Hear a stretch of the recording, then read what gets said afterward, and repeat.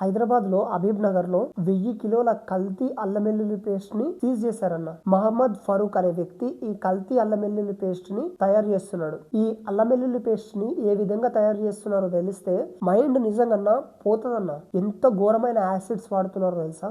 Acetic acid, synthetic colours and gum powder, వీటితోటి ఆ మూడింటిని మిక్స్ చేసి డూప్లికేట్ అల్లం వెల్లుల్లి పేస్ట్ ని తయారు చేస్తున్నారన్న వీళ్ళు.